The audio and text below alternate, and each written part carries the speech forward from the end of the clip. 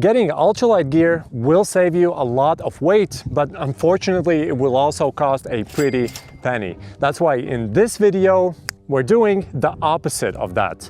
Here are 35 tips to lighten your backpack quickly and without spending a single dollar. But before we begin, keep in mind that these tips are just suggestions. Depending on your gear, climate, preferences, or experience in the outdoors, you may not want to follow some of them. Check if your backpack comes with a built-in rain cover and remove it if it does. Instead of protecting your gear from the exterior with a rain cover or from the interior with waterproof dry sacks, you can put it all in one large trash bag and then put it inside the backpack, because this trash bag is lighter, it's cheaper, and it's also 100% waterproof. Go through your first aid kit and remove any duplicates or any unnecessary things, because chances are that even if something would happen, you would only use one or two things from the first aid kit. I personally only bring an emergency blanket, some wound disinfectant wipes, a gauze, Leukotape, some bandages, something for your stomach, and ibuprofen. I would also recommend putting it all in a Ziploc bag because it is waterproof and it's also lighter.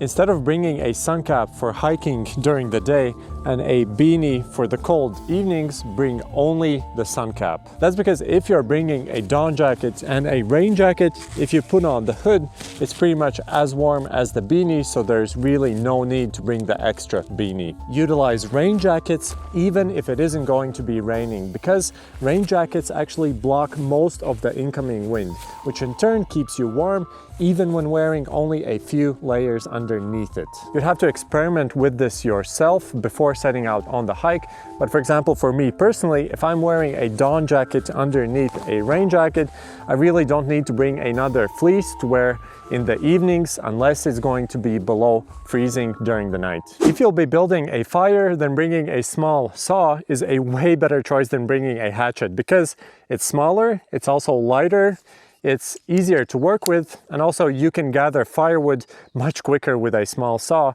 than with a hatchet. If you'll be hiking in a group, always communicate with each other on what gear each one of you will be bringing. For example, you can probably bring only one saw for your whole group instead of each person bringing their own. This also applies to similar items that can be shared, like camping stoves, pans and pots, knives, and similar items. Always keep a small travel-sized toothpaste at your home, and before you set off on your hiking trip, you can refill it if needed by pressing it against a larger toothpaste tube. You can leave your inflatable camping pillow back at home and put all your spare clothing in the hood of your down jacket and use it like a pillow. You also don't need to bring a lantern or a handheld torch if you're already bringing a headlamp. Some people don't even bring a headlamp because you already have a torch in your phone. You usually set up your tent before it gets dark, so realistically there's not a lot of need for light when it gets dark, especially if you're hiking in summer when the days are very long. You also probably do not need to bring extra camp shoes to wear around camp. I pretty much always treat these as an extra luxury item, which I almost never bring unless it's really cold outside or I'm planning to spend a lot of time around the campsite. Together with my wife, we make minimalistic posters of various thru-hiking trails. We've been working on a new design which has more elevation and terrain data. They'll have more colors, but at the same time they'll also be really minimalistic. We'll be launching this design for our most popular maps in the upcoming weeks, so keep an eye out for that. But right now we have minimalistic maps for over 100 different thru hikes, and you can check them out over at Trailgoals.com, and you'll get 10% off with the discount code OscarHikes. But now let's get back to the video. You probably do not need to bring a towel unless you're planning on taking showers in campsites or swimming. In these cases, bringing a small microfiber towel is the best option. If you don't have one, don't stress about it, because you can also use a small bath towel because the size difference isn't really that large. Just whatever you do, do not bring a full large bath towel because it takes up a lot of space in your backpack. This is probably going to sound a bit controversial, but you do not need to bring a guidebook, a compass, and a map because you have it all on your phone. For offline navigating, I use the free versions use of Locus Maps and Gaia GPS by caching the map data on my phone. But honestly, I do not want to push this too much because relying just on your phone is not ideal, especially if you're hiking in a new area that you aren't very familiar with. So yeah, take this with a grain of salt and do not follow this tip unless you're comfortable with doing that. Always bring the smallest possible gas canister that you can find because it already weighs pretty much as is,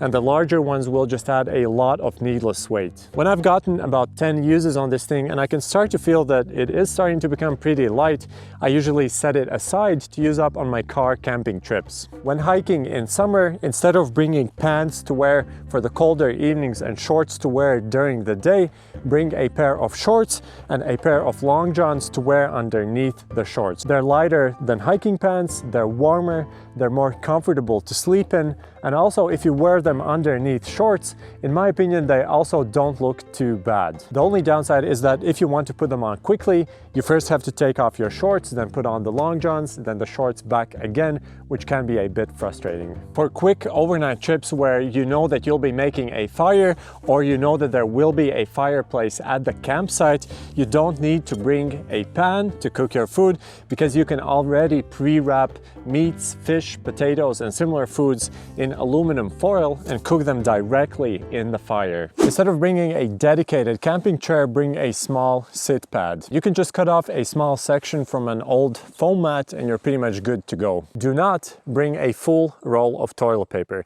and instead only bring a small section of it. Of course, this won't save you a lot of weight, but it will save you quite a bit of space in your backpack. Refill everything from glass into plastic bottles because they're lighter. Repackage your food from larger containers into smaller Ziploc bags and only bring the amount that you will be consuming. Also, if you want to add some veggies to your meals, it's a good idea to pre-cook them at home before you set off. That way you'll get rid of some of the water that will add a lot of weight, and also you'll drastically reduce the cooking time at camp. Avoid these foods because of a poor weight to calorie ratio or because they take too long to cook. Canned goods, fresh fruit and vegetables, chickpeas, beans, lentils, and rice. For your dinner, you'll need to get some protein, carbs, and fat. For protein, some good options are dried fish or meat, but fresh meat is also pretty good. But from my own experience, the best option by far for getting protein while hiking is using texturized soy. It cooks very quickly, you just need to add some boiling water. It has more protein than meat or fish, and it weighs pretty much nothing. For the carbs, some good options are pasta, egg, rice or spinach noodles, couscous, quick oats, or quinoa. It's also really important to add some fat to your meals because you'll be burning a lot of calories while hiking. The best option that I've found for this so far is to bring a bit of olive oil in a plastic bottle and just add it to your meals because it contains a ton of good calories. Some good snacking ideas that you could eat quickly during the day that are lightweight, high in calories, and that aren't too bad for your health include protein bars, but the main downside is that they do cost quite a bit. Nut bars, which are somewhat similar, only much cheaper, dried fruit, nuts, and peanut butter. I used to always bring a coffee mocha pot because I love to have a good cup of coffee in the morning. And I know that this will probably irritate some of my Italian viewers, but honestly, having a bit of instant coffee or just pouring some boiling water on top of ground coffee beans makes a pretty good coffee as well, especially if you're outside in the middle of nowhere. Cheers. So maybe keep your mocha pot at home because this thing is very heavy and it will save you a lot of weight. Also, while we're on the subject, do not bring an extra cup because you can always drink coffee or tea directly from the pot.